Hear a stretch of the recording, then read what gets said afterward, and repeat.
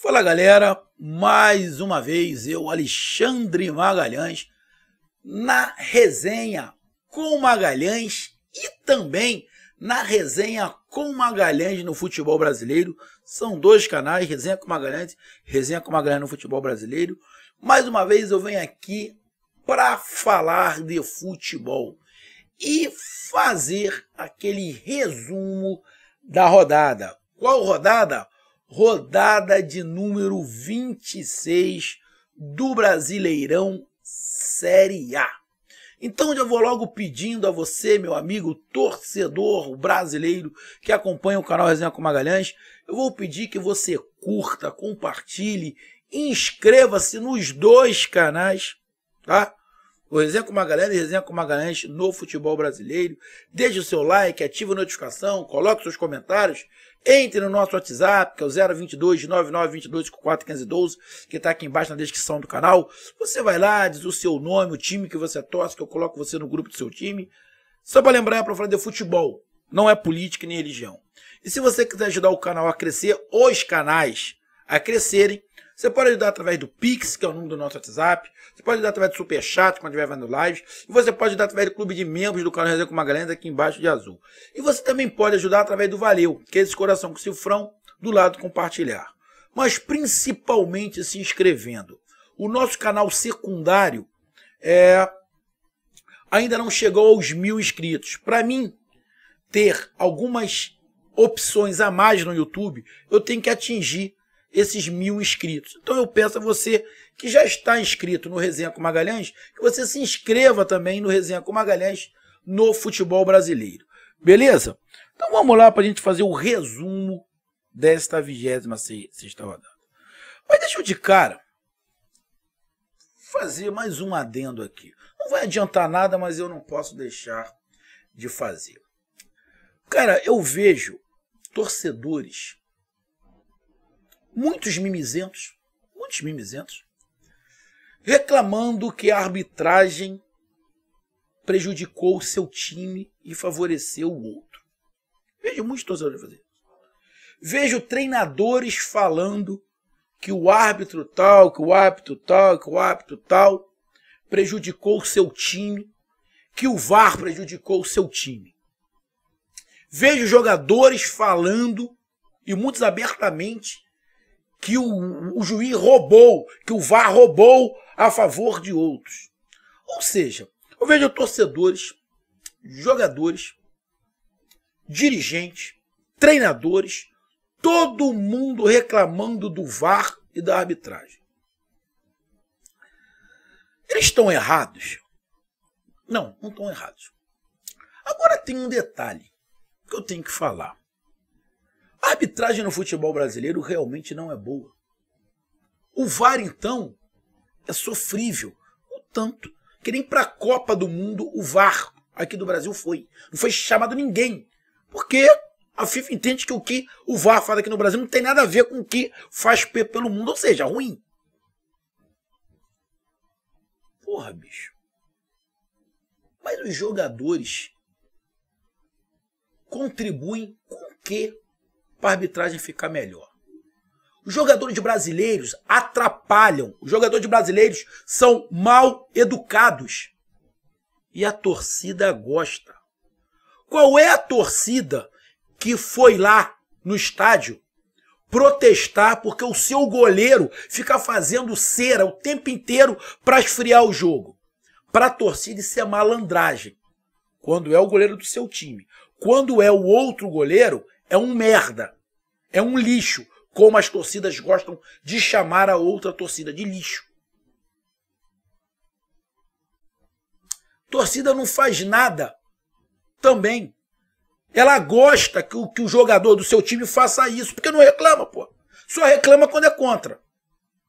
O treinador dá esporro no seu jogador quando ele fica fazendo cera, o treinador não dá esporro. São poucos os treinadores que não gostam desse tipo de futebol. Qual é o dirigente que chega e diz, eu vou dar um esporro no meu jogador porque ele está fazendo cera? Nenhum, irmão. Nenhum dirigente, torcida nenhuma, jogador nenhum Chega, nenhum jogador vai falar, pô, bicho, eu tô exagerando. Eu vi uma declaração do goleiro, acho que é Ederson, que ele joga lá fora. Ele tá até na seleção, eu acho. Eu acho que é ele, o Alisson e o Everton do Palmeiras. Eu acho que é. Ele deu uma declaração falando o seguinte: o goleiro do Atlético Mineiro é um goleiraço, mas ele não precisa fazer o que ele fica fazendo em campo. Ele estava se referindo a essa cera. Eu não estou falando que é só o goleiro do Atlético Mineiro, não. Todos os goleiros fazem isso. A arbitragem é ruim, mas a falta de educação, as babaquices, as mimizices que os jogadores fazem em campo, porra, contribuem muito. E a torcida não reclama. Então eu vou falar o seguinte: árbitro vai errar, o VAR vai errar, vai. Mas a torcida não tem moral nenhuma pra reclamar de alguma porra. Não tem moral nenhuma, pô. Ela manda o seu jogador parar de fazer cera, ela fica puta quando o jogador faz cera? Não fica. O dirigente fica puto? Não fica. O treinador fica puto? Não fica. Então vai reclamar da arbitragem por quê? Só vai reclamar porque foi contra o seu time e quanto é a favor. Você reclama? Não reclama. Então, irmão, tem que engolir a seco. Porque dirigentes, jogadores e torcida e treinador gostam da arbitragem do jeito que tá, porque não fazem nada para ajudar. Nada, absolutamente nada para ajudar. Então esse foi só o início desse resumo. Então vamos lá agora para o que aconteceu nos jogos. Quarta-feira, dia 7, dia da independência do Brasil. Queiram alguns ou não, que tem gente que não entende que dia 7 de setembro é a independência do Brasil, mas cada um com seu cada um. Tivemos Atlético Mineiro 1, Bragantino 1. Do jeito que o Atlético Mineiro tá, não é nada anormal ter empatado em casa com o Bragantino. Então, para mim, da forma que o Atlético Mineiro tá, é muito normal para mim esse empate com o Bragantino. Internacional 1, Cuiabá 0. Inter agora, o segundo colocado do Campeonato Brasileiro, jogando em casa contra o Cuiabá. 1-0, a vitória é uma coisa dentro do normal, até pela diferença que tem entre um time e outro. Então a vitória do Internacional, normal, em cima do Cuiabá. Ceará 2, Santos 1. Ceará venceu o Santos, time do Lisca. Quer dizer, era time do Lisca. O Lisca acabou pedindo para sair, sendo demitido ali em comum acordo. A torcida do Sport vibrou como se fosse um gol essa demissão do Lisca, porque o Lisca largou o Sport para ir para o Santos. Não ficou lá 8 jogos, já foi mandado embora. O caminho não é por aí. O caminho não é por aí. O Santos já ficou batendo na trave de ser rebaixado diversas vezes, justamente por esse rodízio de treinador. No momento não está brigando para não cair, mas pode se enrolar. Mas o Ceará jogando em casa, para mim, o time do Ceará é melhor do que o time do Santos, sendo assim, uma vitória justa do Ceará em cima do Santos. Fluminense 2, Fortaleza 1, jogaço. Jogo muito aberto, de dois times querendo o gol o tempo inteiro. Fluminense se arriscando. Algumas vezes falei isso no vídeo. Até sendo um pouco irresponsável na saída de bola. Mas acabou vencendo o Fortaleza de 2-1. O jogo, se fosse empate, não seria injusto. Com alguns erros ali. No jogo, né? Jogador dando passes errados, como foi até o gol do Fluminense. A galera acabou tentando tirar a bola, jogou a bola para dentro da área, e o Fluminense acabou fazendo o segundo gol. Mas um grande jogo onde o placar, para mim, dentro de uma normalidade, o Fluminense ganhando do Fortaleza. Mas se fosse empate, o resultado também não seria fora do que foi o jogo, não. Palmeiras 2, Juventude 1. Um jogo do Palmeiras, depois da eliminação aí da Libertadores, não indo à final, acabou ganhando do Juventude de 2-1. Achei até que o jogo poderia ter um placar um pouquinho mais elástico, mas acabou não tendo. Mas o que importa para o Palmeiras agora manter a distância para os outros times e garantir o seu título de campeão brasileiro, que eu acho muito difícil o Palmeiras perder esse título de campeão brasileiro. E o Juventude acho muito difícil ele não ser rebaixado. Avaí 1, Atlético Paranaense 1, também um bom jogo. Avaí sai na frente, depois o Atlético Paranaense empata no segundo tempo com o Terãs, logo na sequência tem um jogador expulso, aí o jogo muda um pouquinho. Acho eu que se não tivesse tido o jogador expulso, acho que dificilmente esse jogo seria empate, teríamos um vencedor, mas diante de tudo que aconteceu no jogo, o empate não foi um resultado fora do que foi o jogo. E tendo em consideração que o Atlético Paranaense é mais time que o Avaí, o Avaí tem empatado em casa, o Atlético Paranaense está dentro da normalidade. Botafogo 0, América Mineiro também 0. Era um jogo difícil para os dois lados, muito complicado para os dois lados. A posse de bola ficou meio a meio ali, mas a quantidade de passes errados dos dois times é um absurdo. É difícil você jogar bola com a quantidade de passes errados que esses times têm. Então, diante do que foi Botafogo 0, América Mineiro 0, também é um placar, para mim, normal. Se fosse o jogo em Minas, para mim também, se fosse empate, seria um placar normal. Não vejo nada anormal nesse empate do Botafogo contra o América Mineiro. São Paulo 1, Corinthians 1. Os dois times estarão em campo nessa semana pela segunda partida da Copa do Brasil das semifinais. O São Paulo tem uma desvantagem para tirar em relação ao Flamengo no Maracanã. Perdeu de 3-1 a primeira partida.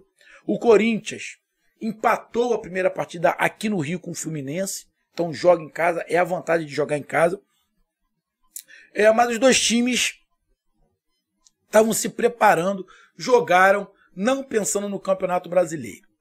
Pensaram em fazer pontos, é óbvio, até o São Paulo precisa de muito mais pontos do que o Corinthians, porque a situação do São Paulo está na parte de baixo da tabela, mas era bem normal os dois times irem com times ali mistos, poupando alguns jogadores. Você vê aí o São Paulo fazendo um misto aí. Até que o Corinthians não fez um misto, não. Ele foi. O Corinthians foi até com Duqueiroz, Juliano, Yuri Alberto, Mosquito, Roger Guedes. Ele poupou também alguns jogadores ali, tipo o Renato Augusto. Ele poupou alguns ali. Mas foi com a zaga com Piton, Valbuena, Gil, Bruno Mendes. Eu acho que o São Paulo até poupou um pouco mais do que o Corinthians. O jogo terminou 1-1, clássico paulista. Também um placar dentro da normalidade. Tivemos Curitiba 2, Atlético Goianiense 0. O Atlético Goianiense agora não está mais em campeonato nenhum porque a gente estava se dividindo em campeonatos. O Atlético Goianiense tem que melhorar muito, senão vai para a Série B. Abandonou um pouco o Campeonato Brasileiro, abandonou muito.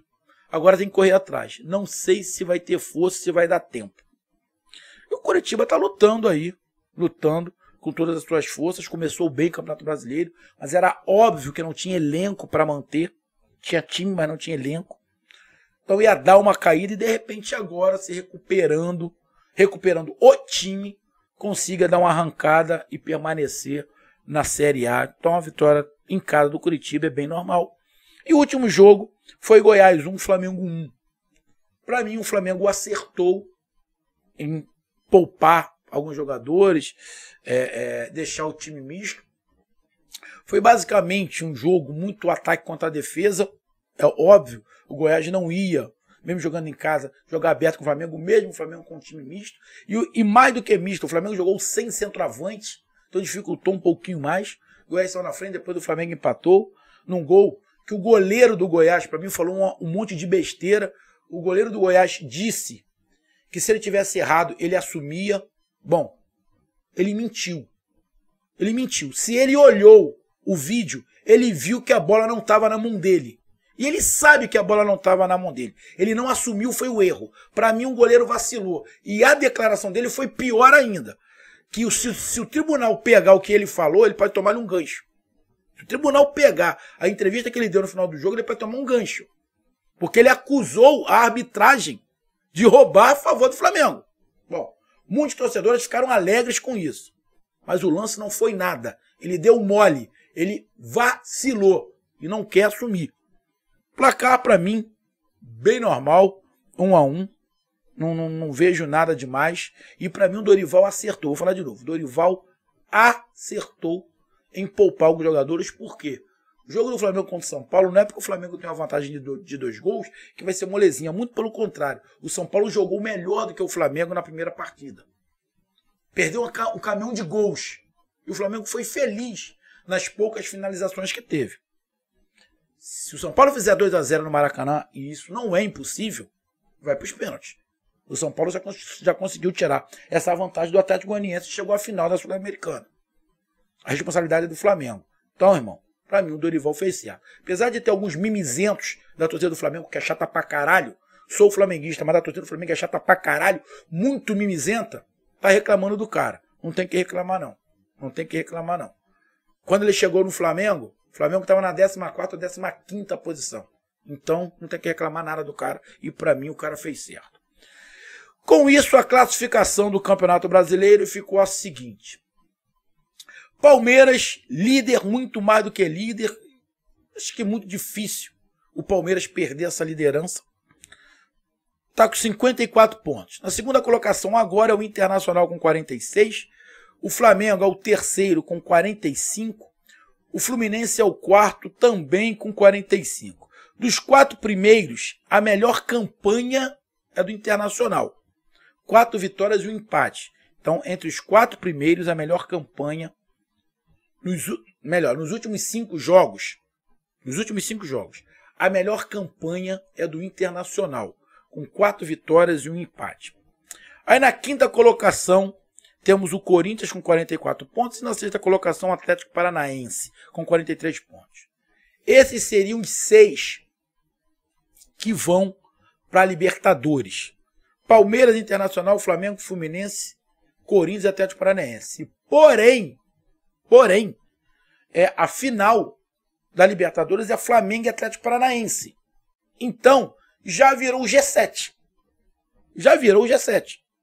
Porque o Flamengo é o terceiro e o Atlético Paranaense é o sexto. Então, com isso, o Atlético Mineiro está pegando essa vaga de 7º lugar com 40 pontos. Aí na oitava colocação, o América Mineiro com 36. Nona colocação, o Goiás com 36. Na 10ª, o Santos com 34. Na 11ª, o Bragantino com 33. Na 12ª, o Botafogo com 31. Aumentando uma vaga na Libertadores, quem vai para a Sul-Americana é do 8º até o 13º. Então, para a Sul-Americana e América Mineiro, Goiás, Santos, Bragantino, Botafogo e o São Paulo, que é o 13º colocado. Só que o São Paulo pode garantir a sua classificação para a Libertadores sendo campeão da Sul-Americana. Só que tem que esperar a decisão chegar. Então, nesse momento, o São Paulo está indo para a Sul-Americana na 13ª colocação com 31 pontos. Também com 31 pontos temos o Ceará com 34, na 14ª colocação. 15º é o Fortaleza com 30 e 16º, primeiro time fora da zona de rebaixamento, é o Curitiba com 28 pontos. Na zona do rebaixamento, nesse momento, temos o Cuiabá na 17ª colocação com 26, o Avaí na 18ª com 25, na 19ª o Atlético Goianiense com 22 e o Juventude na última colocação com 18 pontos. Nesse momento, com diferença ali de 3 pontos, quem está brigando para não cair, para mim, vou botar de 5 pontos. Para mim, do Botafogo para baixo ainda está brigando para não cair. Porque a diferença do Cuiabá para o Botafogo é de 5 pontos. Então eu vou colocar essa margem. Do 12º para baixo, todo mundo está brigando para não cair. E pelo título? Cara, na minha opinião, não tem ninguém brigando pelo título com o Palmeiras. Ninguém. O segundo colocado 46 pontos. Já está 8 pontos de distância do Palmeiras. Para mim, ninguém está brigando com o Palmeiras pelo título. O Palmeiras está contando o tempo, vai acumular os seus pontos aí, dificilmente vai perder ponto, simplesmente para sacramentar o seu título. Então, eu não vejo ninguém nesse momento brigando pelo título com o Palmeiras. Não tem briga pelo título. Tem briga por uma classificação melhor, por um dinheirinho melhor, chegando em segundo, terceiro, tem um dinheirinho melhor, a classificação para a Libertadores, mas pelo título brasileiro da Série A, eu não vejo disputa. Apenas disputa de Libertadores, Sul-Americana e para quem não vai cair. Então tá aí o meu resumo. Um grande abraço, até mais, valeu, tamo junto, fui!